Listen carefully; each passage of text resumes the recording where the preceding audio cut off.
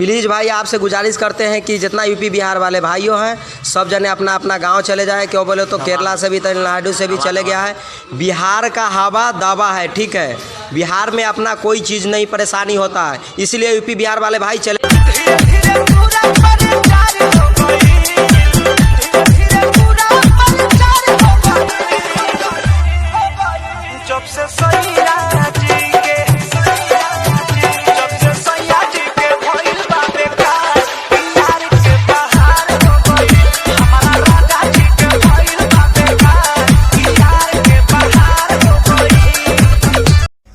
बहुत प्यार करी ले, हद से ज्यादा, खुद से ज्यादा, और रब से भी ज्यादा। सुना, हमार माई बहुत खुश हुई तोहके पतोह के रूप में पाके।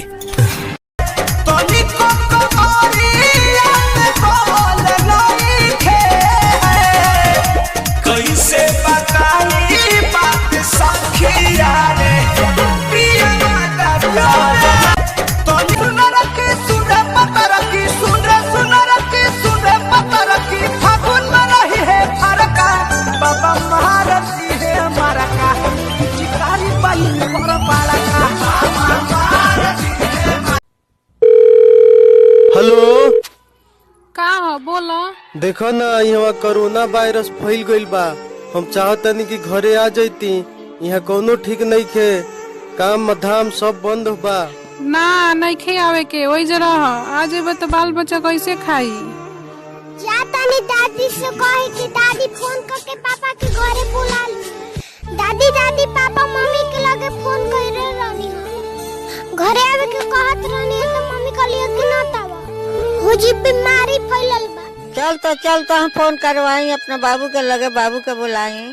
का हो बाबू के मना कलू हो, फोन करके जब मत आई हम बुलाए। फोन करो बाबू लगे। बाबू हाँ माई, जल्दी आ जा तो घरे गाड़ी धोके। ठीक बा माई। दोस्तों मेरा वीडियो अच्छा लगे तो एक लाइक कर दीजिए, एक फरास भेज दीजिए मेरे दादी के लिए। प्लीज़ भाई आपसे गुजारिश करते हैं कि जितना यूपी बिहार वाले भाइयों हैं सब जने अपना अपना गांव चले जाए। क्यों बोले तो केरला से भी, तमिलनाडु से भी चले गया है। बिहार का हवा दावा है, ठीक है।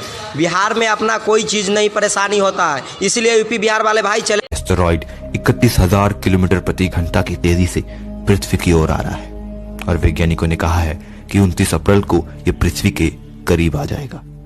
इस एस्टेरॉइड का नाम है 52768 1998